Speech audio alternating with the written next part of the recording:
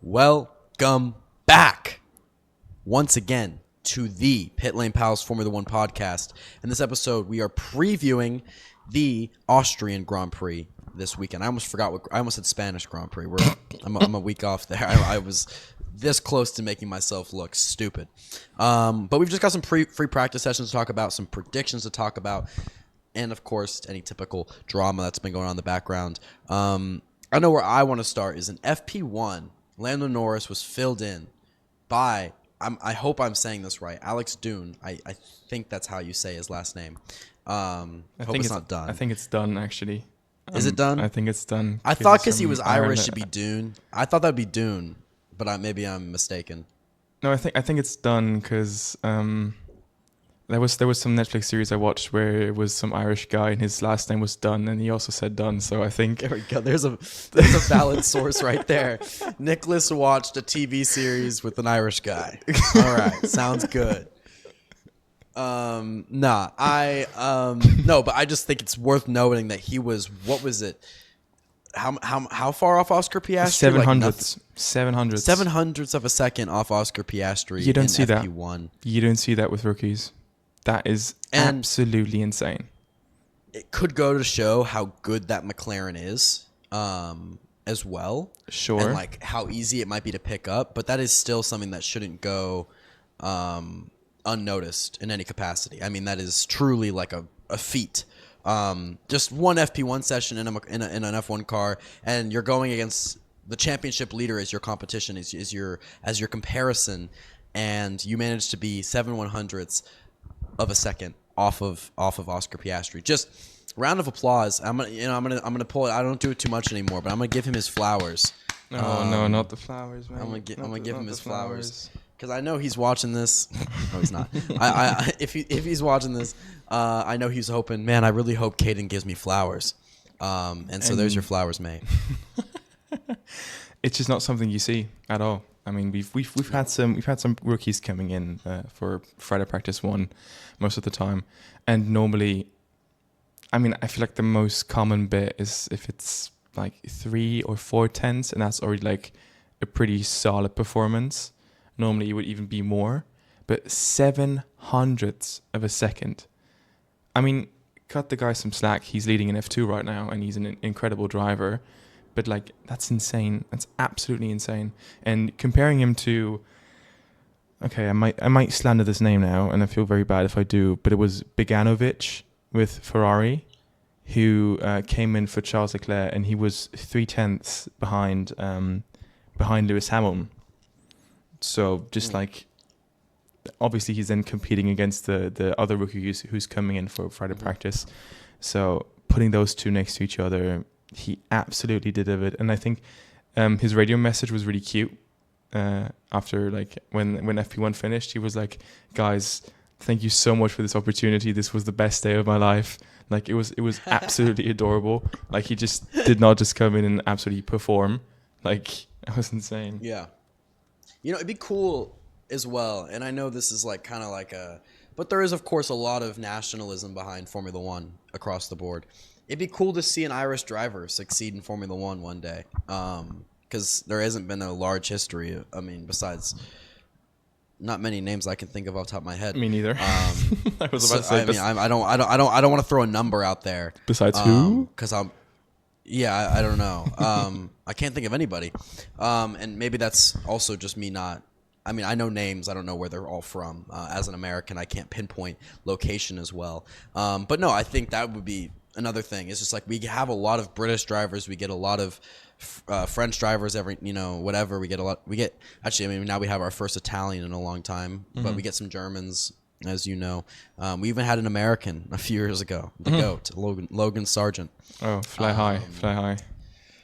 Fly high, my friend. But it'd be cool to see like another, just some more representation on the grid. We even had Canadians. You know what I mean? It feels like you'd see more Irish people than Canadians in motorsport. But I guess Ireland is a small country. But still, I think that's just something. Again, I noticed. I was like, oh, an Irish driver would be kind of interesting. And I think he's done everything to prove that. I mean, he's leading F2. That is the kind of performance too that puts you on the map right away. Like somebody comes into practice one and puts on a performance like that, that's just the type of thing that like I would expect some other teams to take a look at and try and get him from the McLaren Driver Academy and for sure. get him in a seat. Obviously, I don't know. I mean, I know a lot of the contracts are writing out for a minute, but if he can find an opening, that would be, I'd be a fan. I'd be a fan. I'd be an Alex Dunne fan. You know what? Me too. As long as he doesn't do anything to prove me wrong.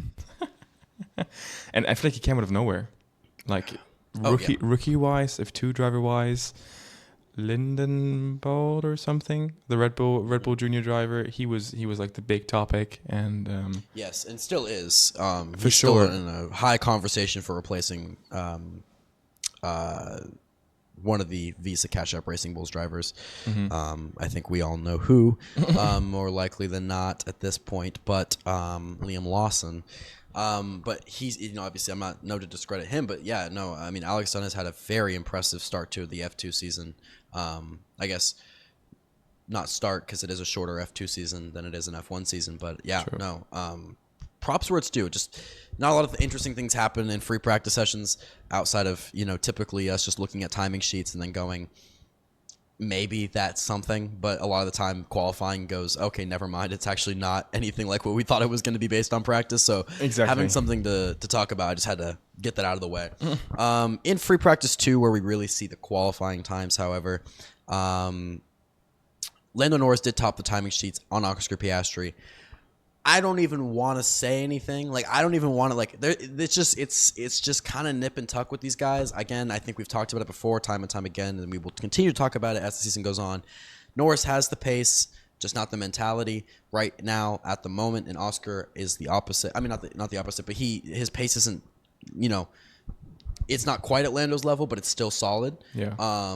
And he has the mentality that keeps him to not bottle the opportunities like we saw Norris do in Canada last race weekend.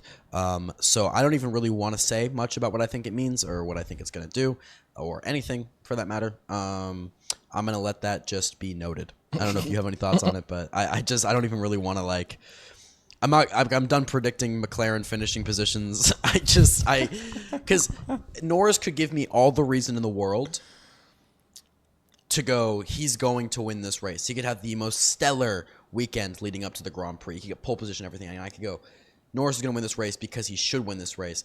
And he might still not. And so I don't even want to it's like I shouldn't, there could be weekends where I shouldn't pick Piastri based on the data. I should pick Norris, but maybe Norris will do it. Norris won't do it. Who knows? And it's just it's one of those things. So I'm going to stay away from that dangerous topic right now in the Drivers' Championship. But. Thing is, I saw a statistic about this, and it's it's pretty rough. I watched, I believe it was the race. They made a video on why Norris is dropping off so dramatically, and they pulled up his statistics against Oscar in the practice sessions compared to where he then ends up in qualifying, and there were literally I think 3 or 4 races where he was every single practice session ahead of Oscar and even Q1, Q2, but just then bottled in his Q3 laps. So you never know. It's the pressure. Yeah, it's the pressure with him. Pressure we'll talk about sure. it all year long. Unless he figures it out. Every single podcast for you, though. Yeah. I will note a couple things about it. Norris, I heard a report through the grapevine, aka the news, that they've been taking some feedback from him in the car, and the upgrades that are coming are more so catered towards his feedback than anything else. And I don't. A lot of people were saying, "Oh, they're gonna ignore Oscar, and then Oscar's gonna whatever." I'm like, no. I think Oscar's just not giving as much feedback because he's not needing to. He's performing in the car. Norris may feel uncomfortable with the car. Sainz actually came out and noted that he felt the McLaren this year was just not as comfortable for Norris, which might be why he is folding under pressure in moments. And I'm going to kind of compare this in a weird, loose way to Yuki Tsunoda right now. We see Yuki look pretty solid over the course of weekends and stuff like that. And then when the pressure's on, the comfortability of the car starts to show. So I think that could be a thing as well. It could. I mean, I do think mentality is a part of it as well because we've seen it from Norris before this year, but it seems more extreme this year than it did the years before. So I guess my point being is that given what Sainz has said, given what the news reports are saying, there could be some comfortability issues in the car that he just doesn't feel fit his driving style. And then when the pressure's on, it starts to mess with his head because, you're thinking more about what you're doing in a final lap on qualifying, or you're thinking more about what you're doing when you're fighting for a race win than you would be if you're just driving on, in a flow state, as they say. So I just maybe if maybe we might see some better performances from Norris if they take his feedback, but I have no reason to believe that at this point. I'm just noting what the reports are saying. I mean, and then on top, actually, go ahead. Go ahead. I lost my train of thought. I think. Sorry if I interrupted you there. Before. You actually saved me right there. They will take his feedback, 100%. In Canada, they had actually brought upgrades to his car. The whole aerodynamic bits of how the wheels attached to the car were completely different compared to Piastri. And just telemetry-wise, looking at race pace, Norris was way quicker than Piastri. He caught up to him. Obviously, they crashed. But like, if they're in the if they're in the debrief after the races, looking at the data, Norris was quicker. So taking Norris aside to go with his feedback is definitely the right one. And I mean, I'm pretty sure Oscar can still say, I don't want that, if it's not something that he would see fitting his driving style as much, he could probably say something against it. I don't think he would. Doesn't seem like the kind of guy to do that. His driving style has been very, very fitting to the car. So I think he's just going to be running with it, and he's going to be trusting the telemetry that if Norris is able to perform with those parts, he'll be able to perform as well. So I do think there was a lot of talk, and I know I mentioned this in the recap as well, but there was a lot of talk about making fun of Norris for what he did in Canada, and that's 100% deserved to the fullest extent. It was a stupid move, and he's admitted it himself how stupid it was, etc. But I do think it is worth noting how much quicker Norris was up until that point in the race pace. And before that, in the weekend as well, he looked very strong until the Q3 lap. Again, just until the pressure comes on, and we'll talk about it all year. But he did look quick. He still got the pace and the talent. So I don't think this championship battle is far from over. I do remember what I was actually going to note. The other thing I was going to note. We are coming up on the summer break with a few races to go before that. And I think these next few races are going to be very, very important for Norris's championship hopes. And I think Norris at least needs to go into the summer break within a race win of Oscar Piastri, points-wise. Otherwise, I think we're going to start seeing some conversations had over summer break. The team, there could be a lot that goes on that influences the team's perspective on, as the season goes on, if there's any drivers that are still in the fight, do we need to start prioritizing one or the other? And those kind of conversations can happen over a summer break. And I just think for Norris's confidence and for his ability to have leverage within the team and feedback to be taken from him, et cetera, and not dig a further hole for himself, these next few races are probably going to be some of the most important of the season for the championship battle. So buckle up, Norris and fans, because I think it's going to be very interesting to see what he's able to do, knowing that, as I think he knows that as well, is that these next few races are really going to define where the season's going to go for him. For sure. Especially coming when you have a 3-week hiatus, you need to be in a good mindset when you come back. And if he's looking at the thing like, oh, I'm, over 25 points behind Piastri, there's going to be some confidence hit as well. And I think this is going to be the track where it probably might even happen, because Norris has been really strong in Austria. He might have PTSD, though. He might have PTSD. We'll see. With Max Verstappen, obviously there were some difficult bits, and difficult fighting between the two. Just because he's very over-focused on going around the outside. Norris loves to go around the outside, and that just never seems to work out in his favor. But he's been really strong in Austria in the past, and he's been looking very strong in FP2. He didn't participate in FP1, so for now it's looking pretty good, and we'll see how it develops. We'll see. I mean, he's definitely got some psychologists working with him in the background for sure. He's going to be should do. Yeah, but I hope he does. I'm pretty sure he does. he's going to try his best, and he's going to give his all, and A for effort, buddy. A for effort. I do think we shouldn't rule out a Max Verstappen victory this weekend as well. It is Austria.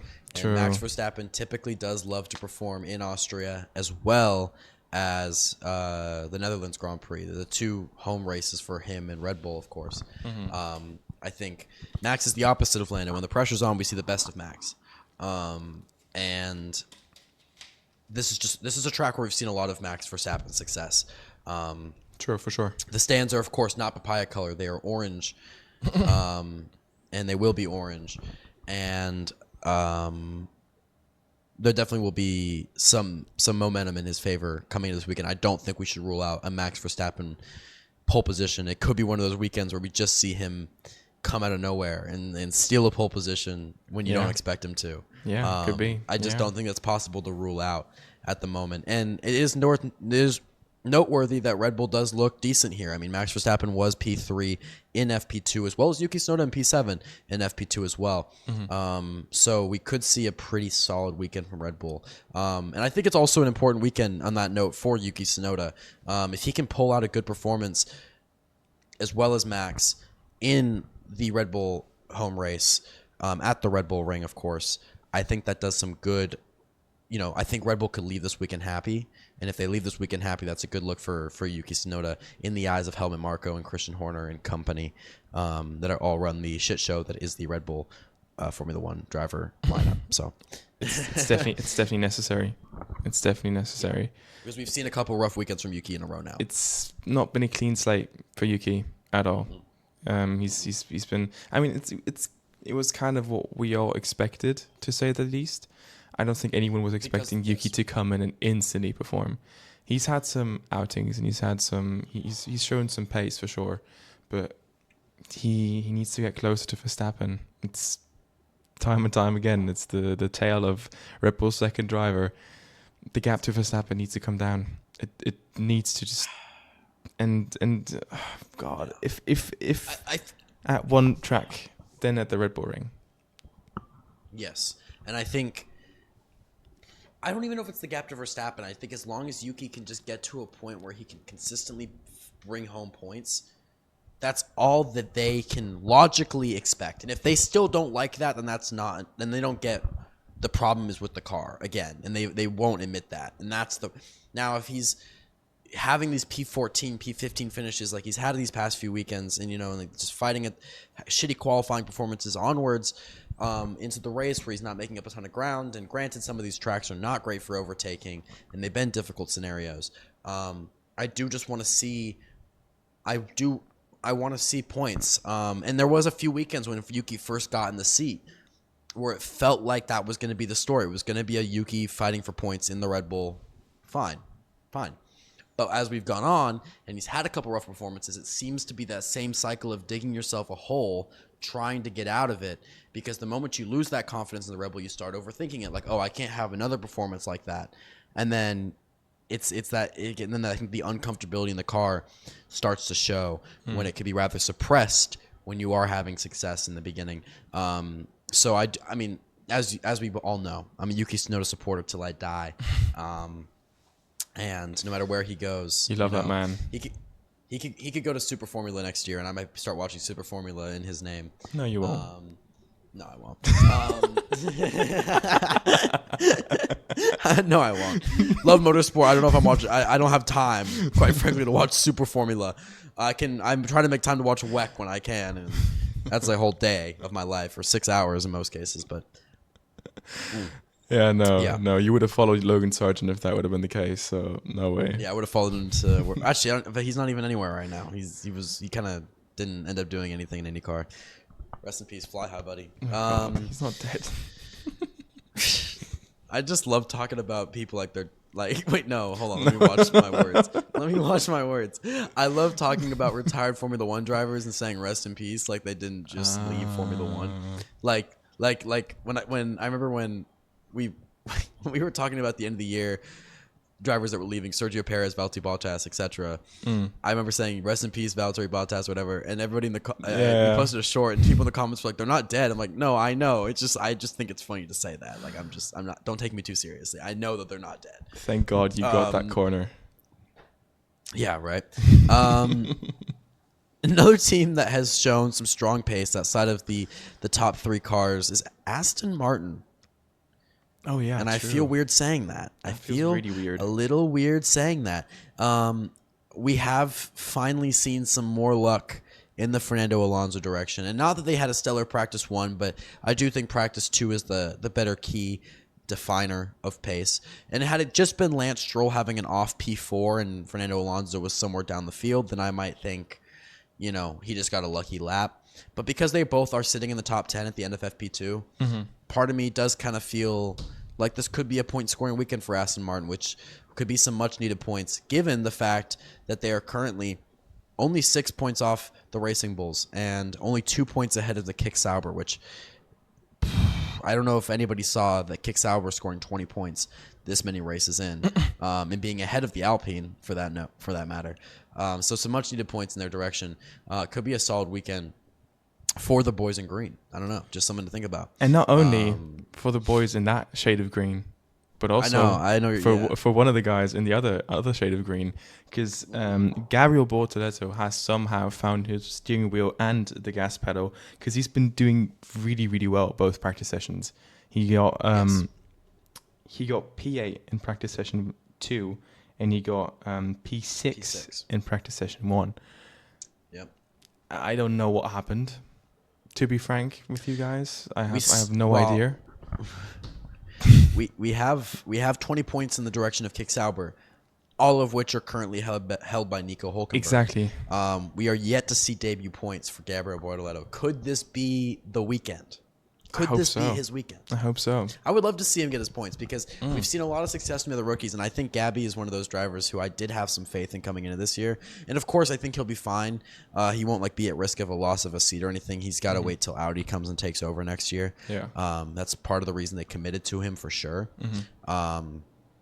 But yeah, he has performed this weekend thus far. I'd like to see a successful qualifying session from maybe a Q3 appearance if he's feeling so inclined. So inclined. It would be. I don't know. I got some faith in him. I got a good feeling this weekend for a few people. I mean, I know that obviously I think Kimi Antonelli will do better in qualifying than he showed in practice, and Lewis Hamilton probably as well. But there has been some solid performances. I think some of these people could pick up some much-needed points at the back of the field, or in the middle of the midfield, that are typically sitting at the back of the midfield. But it's a very competitive front-to-back grid, as we've talked about all year. It's nip and tuck, especially in the midfield. Close. Every weekend it's different, and it's almost like we talked so much about the championship and the battle this year between Lando and Oscar, whatever.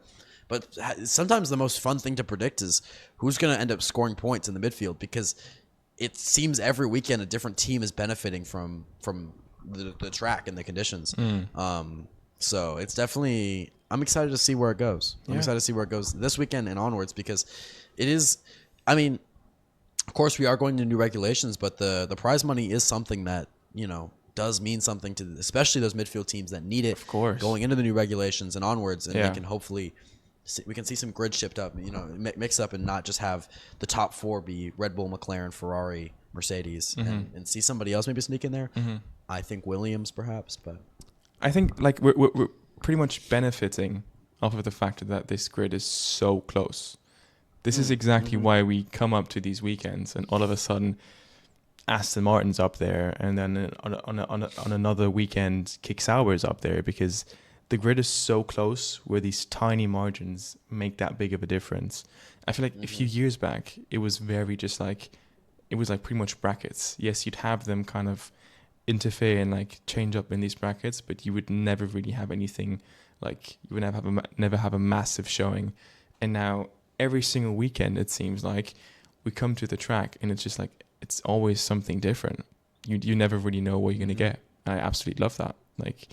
Yeah. I hope it stays that way. Well, I think we all know that in the new regulations, typically there's a bigger gap at the beginning until everybody catches up towards the end. We will probably see a bit more domination, but I do hope, like I really hope we get a story of like Williams got it right. You know what I mean? Like I want Williams to get it right so bad. I don't want to just see, as a McLaren fan, of course I want McLaren to do well, but I don't want to just see like Red Bulls or whatever. Like I want somebody new to just get the car right and just like come out of nowhere and win a championship. I mean, we've seen crazier things happen. We've seen fucking Braun GP win a drivers championship with Jenson Button. So there's, things like that can happen. Somebody can just twist the regulations in the right way and get something right. And that's what I'm looking forward to. And I hope it's not just like some boring Red Bull domination like we saw in 2023 as well. Somebody in the midfield, team-wise, driver-wise, feeling a little on at the moment is Alpine and their driver Franco Colapinto. Franco Colapinto has come in, and of course Alpine does appear to be the least likely to score points most weekends right now. That car is just awful. They took us like 5 steps backwards from where they finished last season. But Franco Colapinto comes in mid-season to replace Jack Dunne, who wasn't doing terrible but wasn't performing, and I get it. But if you're going to replace somebody mid-season, I want to see him come in and make a difference, and there was a reason for that switch, and it doesn't seem that. I mean, he's still sitting at 0 points. Of course, last weekend he had a P13 finish, I believe, and it's just in practice today he was last place, and it's just like, I mean, I know things happen, it's just practice, but it's just like I want to see something out of that car. And of course I think he's maybe destroying it a little less than Jack Dunne was, but I mean, what good is that if neither of them are scoring points anyways? Fair. And I feel like it's the same case with as Lawson was then moved over to the Racing Bulls and Tsunoda came up again. It's like it's a topic for a bit, and it's all shocking about how Lawson was terrible or how Dunne was terrible. Then they get swapped, and then just like it's kind of pushed under the rug when they don't perform. And right, I mean, it was a very early swap for Dunne. It was a very early swap, and the thing, and I got it kind of with Yuki. I want to just before with you, Yuki, like, yes, I got for sure. it kind of there, Yeah. because one, he should have been in the seat in the first place. True. They got excited with a shiny new thing. And I think that was and they risked his career and his mental well-being moving him up too early. In addition to the fact that they are also fighting for a championship. Or they could have been fighting for a championship, or they're a team that at least is fighting for good points every weekend. Or they should be fighting for good points every weekend. So it made a bit more sense. But with Dunne, it was like, you guys are at the back anyways. And I don't think Franco Colapinto was ever going to change that. Yeah. I mean, he was a good driver, and he has more experience than Jack Dunne when it comes to actual Formula One races, of course, given last year in Williams. But it's still just like... It was an awkward swap. Very awkward swap. It was a very awkward swap. And Dunne's a guy they've built up in that driver academy for years. Exactly. They spent so much time on Dunne. And I know Colapinto comes with money because of the Argentinian heritage and the market in South America, specifically in Argentina, of course, that comes with those fans, that Dunne doesn't necessarily bring quite as much, being an Australian when there's already Oscar Piastri on the grid and there's been Daniel Ricciardo and whatever else. But still, it just felt weird to, throw away the young buck that you've built up. And it's like, unless you saw something special from Colapinto in the simulator, but it doesn't seem like there's been anything to indicate that on our end, at least as fans. Not at all. Yeah. I don't know. It's weird. But it's weird. Talking about starting teams. There's a lot of weird things. Yeah, a lot of weird things, especially this weekend apparently for Williams. They did okay in FP1, but FP2 was a bit shocking. And shocking. Yeah, it's I don't know. It might be not the weekend this weekend. I mean, they've had a great run so far. So I mean, as far as damage limitation goes, both of those drivers will perform for sure. But it seems like the car's just not really fitting the track. Same thing with Hamilton and his weekly Ferrari struggles. Apparently, Leclerc had some similar situations because both of those cars just have an incredibly loose end. It looks terrible to drive. So Yeah, I mean, nice to see that there's obviously some differences coming to this track, but it'll be definitely difficult this weekend for the guys. And of course, typically things shape themselves out a bit more normally in qualifying. Yeah, probably. But there is quite a bit more shakeup than normal after an FP2 session. I know Leclerc did go farming in one of the practice sessions as well. So Ferrari hasn't had the prettiest of weekends thus far, but I guess anything I want to note about practice. I don't think so. I think we've pretty much said everything. Yeah, shorter. Typically our previews are a little shorter, so we'll jump right into the race predictions. Oh my! Which I have formulated some in my brain as we've been talking, and things I've thought and things I've noted. Do you want me to get started then? Yes, please. Yes, please. Obviously, I'm very prepared, so you can go ahead. Per usual, mate. My first prediction is that the Aston Martins will at least one of the cars will finish in the top 10. I actually wanted to do that one Seems as well. fairly reasonable. I know. I had a feling you wanted to. I'm gonna leave one for you that I know you're gonna want, and I'm not gonna steal it from you. Because I have a feeling because you noted it, you're gonna want to take it. And if you don't take it, I'm mad because then I wish I took it. I'll take it. Don't you worry. Yeah, and I think we're on the same page there. Interlinked, dare I say. My second race prediction is that, you know what?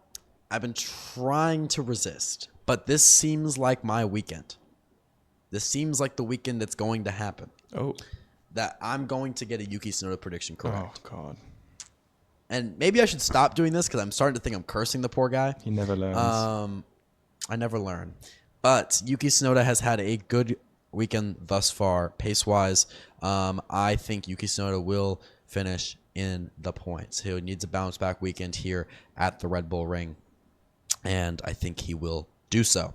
My final race prediction is that this is kind of the one I'm a little like on at the moment, just because it is the Red Bull Ring, and as a McLaren fan, this hurts me to say in my soul, but Max Verstappen will at least beat one of the two McLarens, at the very least. Oh, that's interesting. One McLaren or more. Interesting. Yeah. I was going to say split them, but I also think he could win. I think he could win. And he's going to be at least one of the two McLarens. Which one it is, I don't care. I'm like kind of avoiding which McLaren's going to finish higher at this point. I just don't even want to touch it. But I think Max Verstappen will beat one of the two McLarens at least. At least one of the two McLarens. So one or more. Fair. My first race prediction is going to be, I think Max Verstappen will finish in the top 3. It's a pretty safe one. It's pretty safe. Could also not happen. There's a good chance we both get our Max Verstappen predictions correct at this point. That seemed like they're bound to both happen. I need to get some right because lately I've had I think I had 0 out of 3 back to back. So right. This one definitely needs to happen. Then obviously the one you left for me. Thank you very much, my friend. I think this is going to be the weekend where Gabriel Bortoleto will score points for the first time in his F1 career. I wanted to take it. That was going to be my third one, but I left it for you. I should have said it for third. That's okay, but it's the way it is. He's been looking pretty strong. I'm very impressed with him, and I would love to see it happening. Love to see it. I love the guy. He's very charismatic. Friend of a friend of the show. Friend of a friend. Yeah. We had Jake on the show, and he was Formula 2 mechanic for Gabriel Bortoleto on the show at one point. So he's got a special place in our hearts. But yeah, would love to see him score some points, and I think I'm not going to do both. I'm going to do one. I think one of the two Williams will not score any points this weekend. Wow. I almost said neither. That was almost my third one. That's where I was like, neither. I think one of them will get it. I think they have too good of a driver lineup to let that happen. Yeah. One of them will get points for sure, but I think it's going to be far down the order. I'm going to say the one coming into the points, it'll be P8 downwards. That's what I'm saying. Yeah. And the other one will not be getting any points. Is that your prediction, though? Is that they have to finish P8? My prediction is one of them outside the points, the other one P8 or lower. That's the prediction. P8 to P10. I swear if they get P7, I'm gonna throw my phone at the TV. That's likely. That's likely. Very likely. And also, I expect that when that does happen, that the TikTok is edited in a way where we see you saying that you're gonna throw your phone against the TV, and it's followed by a clip of you doing so. No, that's not gonna happen. At least somebody throwing something at the TV. I'm gonna let AI edit it so it looks like I actually threw my phone at the TV. There you go, mate. All right. Well, thank you all for listening to this race preview for the Austrian Grand Prix. Almost forgot what it was again. I don't know how I keep doing that. If you did enjoy this episode, make sure you follow us on TikTok, Instagram, YouTube, Spotify, all the places. We have been getting a lot of attraction on our full-length episodes, so if you guys have been enjoying and haven't watched it to the end, press subscribe. We're trying to get to 100 subscribers, maybe before the summer break if we're feeling motivated and you guys want to support us. So thank you guys for everything, and we will catch you with the race review here in just a few days. Thank you all, and goodbye. Goodbye.